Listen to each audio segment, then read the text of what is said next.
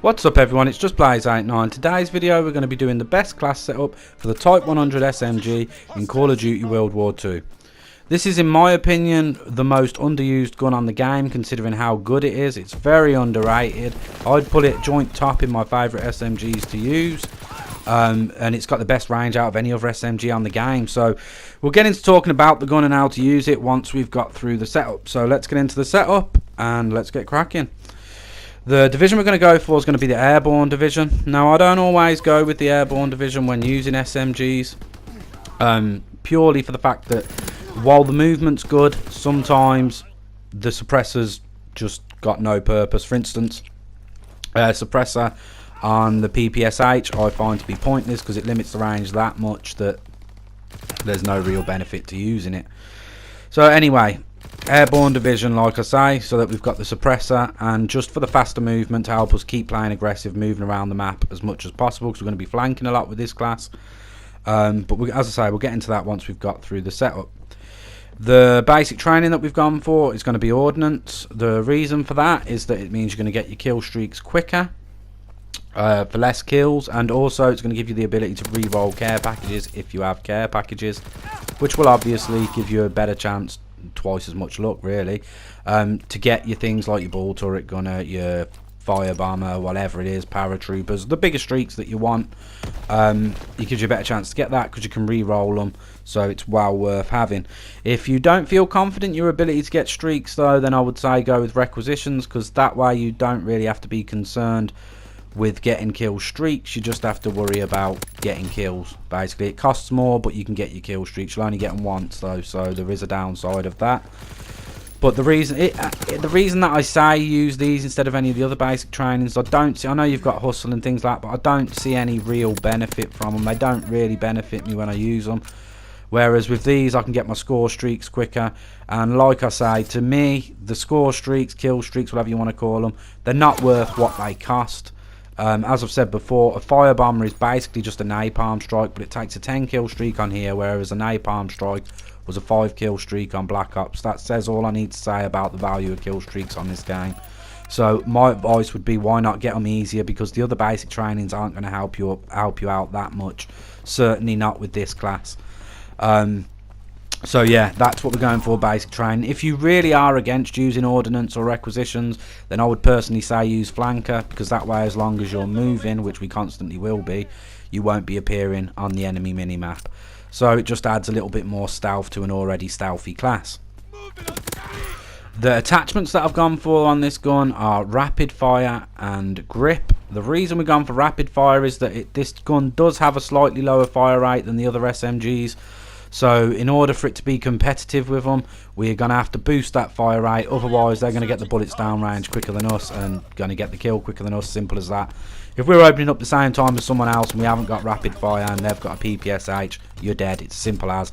Whereas now we're leveling the playing field, and odds are you're going to drop in. I truly believe that. I rate this gun as good as the PPSH, possibly even better, due to the fact that the suppressor allows a longer range. The grip, that's self-explanatory. Obviously, by having rapid fire on, we're then reducing our accuracy and we're having a little bit more kick and recoil when we're shooting. So the grip's just going to eliminate that and take it back to the same level as accuracy as it would be without rapid fire. So this way we can fire our gun quicker, get the bullets down range quicker, but also maintain the accuracy that it has.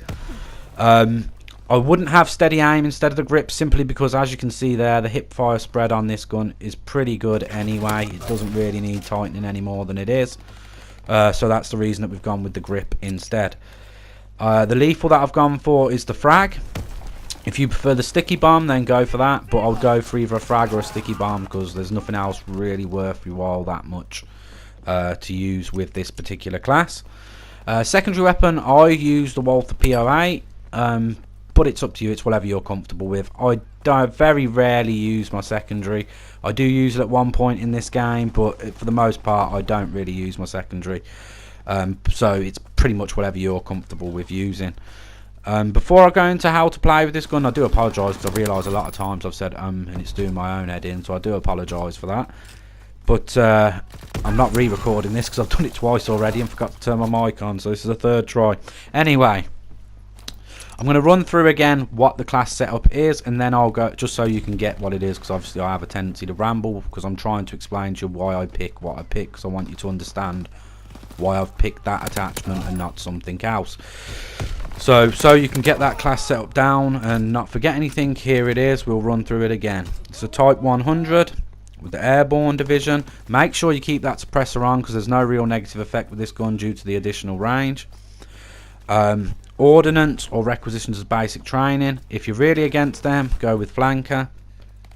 Our attachments are going to be rapid fire and grip, and the lethal is going to be the frag or the sticky bomb. Totally up to you and whatever your preference is. Now, getting into how to play with this gun. Basically, aggression is the key. We're playing aggressive, but we're also trying to flank as much as possible.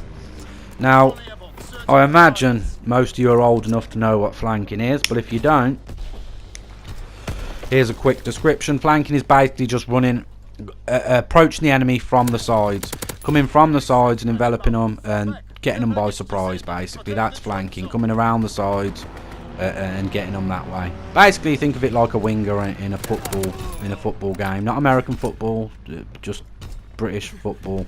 Think of a winger in that, how they come down the side of the pitch, and that's basically a flanker. You're coming round the sides. So anyway, after that little description, just in case there's any kids watching who don't know what flanking is, how are we going to do this? Well, the key and easiest way to do this, like I've said in videos before, you want to skirt around the outside of the map. If you look at my mini-map throughout this game, I'm permanently pretty much around the outside of the map. And then the second and most key part to this, because obviously you're going around the outside of the map, it's flanking, is to go in the opposite direction to your team whenever possible. The reason for that is that, oh, and also check corners or this happens. The reason that I say go in the opposite direction to your team is because you go in the opposite direction to your team, you have more chance of catching the enemy off guard, which you'll see me do repeatedly in this game if you'd been paying attention earlier on. Obviously we're near the end now, so you probably won't see it. But go in the opposite direction of your team, you've got a better chance of flanking the enemy, catching them off guard, and getting easy kills. You're going to pop up behind them, or you're going to pop up at the side of them like I just did there. And the reason that this works is that the enemy is going to be focusing naturally on where the red dots are on the radar. The bulk of the red dots are going to be where your team is, because your team tends to be, as you can see on the radar here, relatively close to each other at all times, because they all go rushing off in the same direction.